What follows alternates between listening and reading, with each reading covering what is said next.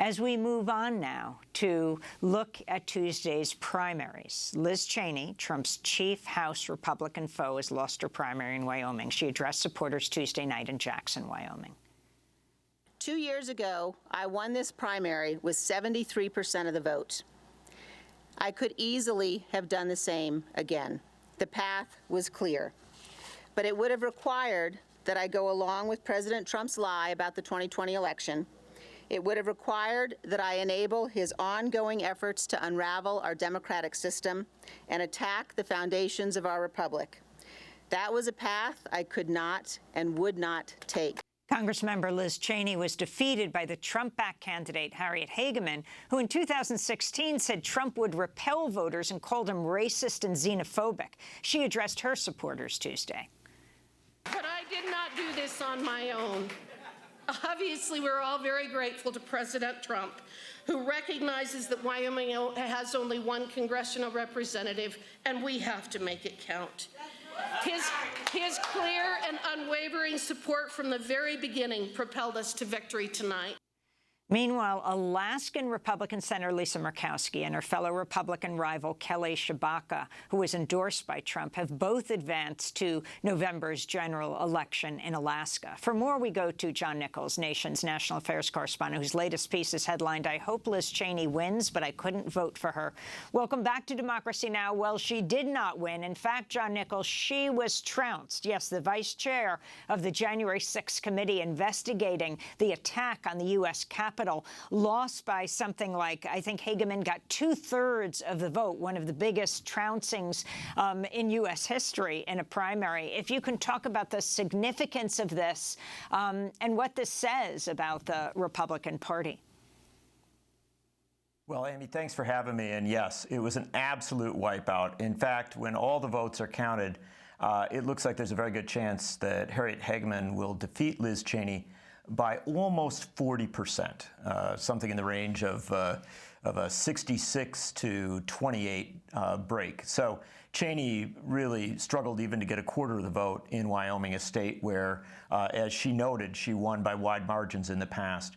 What this really tells us is that Donald Trump's control of the Republican Party continues to advance. There were 10 Republicans who voted to impeach Donald Trump in early 2021. 4 of them decided not to seek re-election, by and large because they feared being opposed by Trump in primaries. 4 more have now been defeated. Only 2 of them are still in the running at this point, and one of them could get beat ultimately.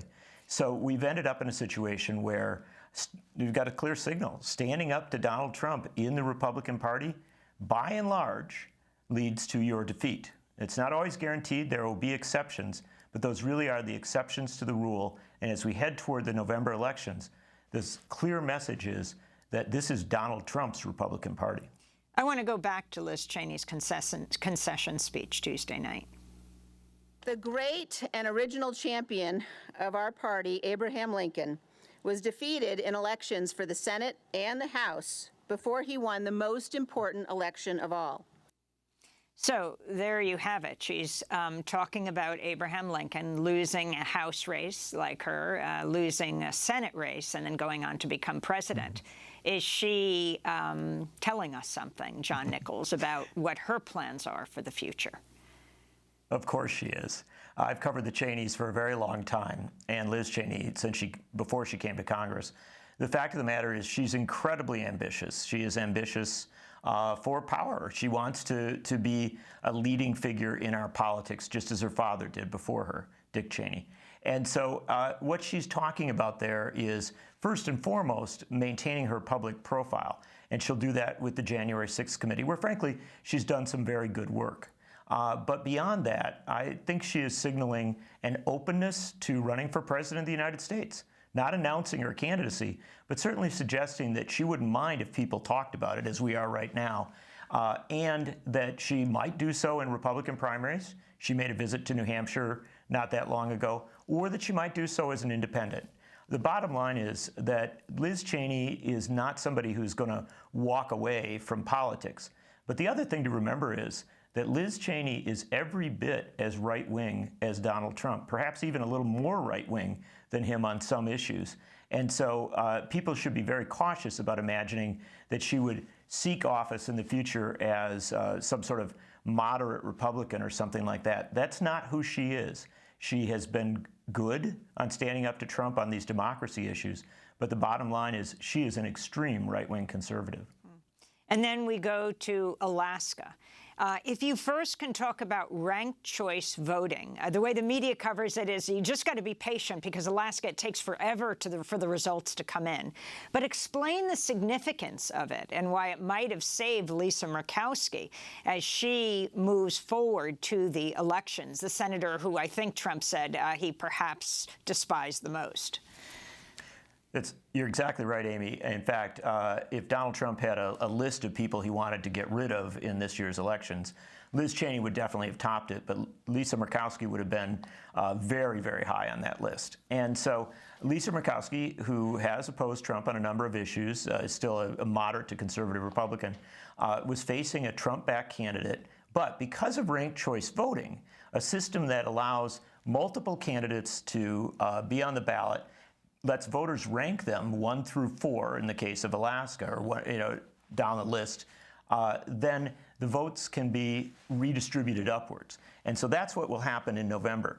Now, in the first primary, which has occurred today, or occurred yesterday in Alaska, you have a full list of candidates, and in this case, the top 4, not in a ranked choice system, but a top 4 go through to that ranked choice election in November. And so Lisa Murkowski will be one of the 4 that goes through. She will go through with a Trump-backed Republican and probably with a lesser-known Democrat and maybe another candidate as well. Now, when you get to that November election, the ranked choice voting will almost certainly, it will certainly put Lisa Murkowski in the running, and it will give her a very good chance with the redistribution of votes from those 2 lesser candidates or 2 less-known candidates, give her a very good chance of winning the election and going back to the Senate. And of course, there's Sarah Palin. Sarah Palin is, she's in 2 elections, or was in 2 elections yesterday. In one election, which was a special election to fill the congressional seat of Don Young, a longtime Alaska congressman who passed away, she has come through it's a ranked choice election. She's come through second to a woman named Mary Peltola, who has run a very good, very strong campaign as a Democrat. But there is another Republican in that ranked choice vote, a guy named Nick Begich. His votes are likely to be redistributed more to Palin than to the Democrat. And so there's a decent chance that Palin will win, but not a certainty here. And so we've got to watch how that ranked choice redistribution goes. That may take a couple weeks. The other thing, the second race that Palin was in, is for November. She's one of the top 4. So is the Democrat we spoke about. So is Nick Begich. And so we're going to do this all over again in November with ranked choice. I think the real takeaway here, though, is that there's a very substantial vote for a progressive Democrat in Alaska, and that we should always look at these states that people often write off as all Republican, and these are only looking at the Republican races. The fact of the matter is that a progressive Democrat did very, very well in Alaska last night.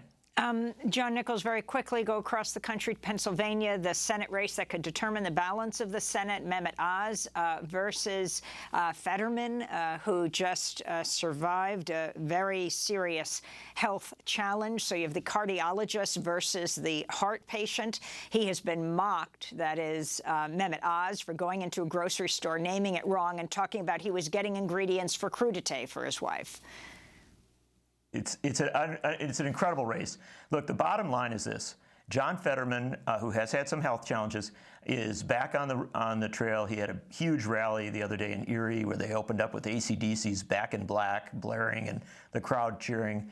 And the fact of the matter is that Fetterman is running a very deep grassroots Pennsylvania campaign, looks to be well ahead in the polls. And Dr. Oz, who lived in New Jersey before he got into this race, we have 10 seconds. He seems to keep on stumbling. He looks like a candidate that Trump put ahead into the final race, but not somebody that Trump can get elected. John Nichols, we want to thank you for being with us, the nation's national affairs correspondent. We'll link to your piece. I hope Liz Cheney wins, but I couldn't vote for her. That does it for our show. I'm Amy Goodman. Wear a mask. Stay safe.